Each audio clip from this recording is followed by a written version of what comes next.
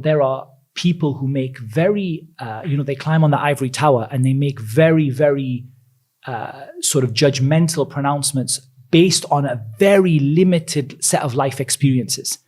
And, for example, that person has not been victim to some of these crimes, sure. for example. Yeah. And they make pronouncements about things that, to be honest, if they were to have a broader range of life experiences and to see life outside of the bubble they're in, sometimes you would say to them that actually, shall we go to some of the victims of these crimes and ask them about justice? Mm-hmm. You have to see that. What I mean is you have to open your eyes to the wider world. Yeah. And I believe that is something okay. to be mentioned, which is important. I believe it's important, and I have mentioned already, just to emphasize the issue of looking at the hereafter as well as the worldly life, both in terms of being saved from punishment in the hereafter, and the issue of rehabilitation in terms of the akhirah, not just in terms of the dunya, in terms of being forgiven by Allah, being entered into Jannah, and having your sins wiped out. That is of value. And again, I saw people who criticized a lot of things in the Islamic legal system, and they did so from an atheist perspective, that there is nothing in the hereafter.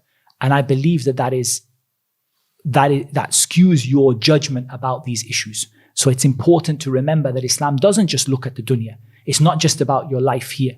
It's also about, and we talk about people who confessed to crimes and had punishments carried out, while the Prophet ﷺ discouraged them from that, and they still continue to confess. What made that person wish to confess? And it is the fact that I want rehabilitation in the hereafter. Now, that's not to say that Islam encourages that. We're going to talk about that, inshallah, in more detail.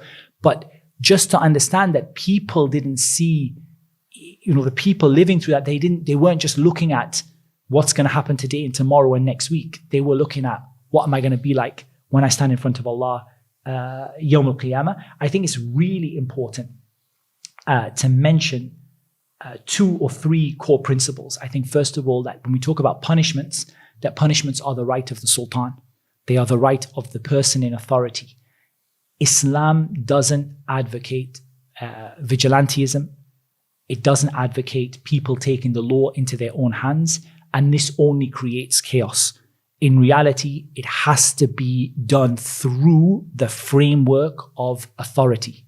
And we can talk about that in more detail. I'm sure we're going to come to that. I think we will come to that. But I just wanted to establish that I wanted to set that out as a principle for people who might catch the beginning of the video, perhaps, that it's really important to understand that the issue of punishments, this is from the matters which are from the huquq of the sultan, the right of the sultan to carry them out, and they're from the responsibility, the mas'uliyah of the sultan, the one who is in authority. Okay. And that's important.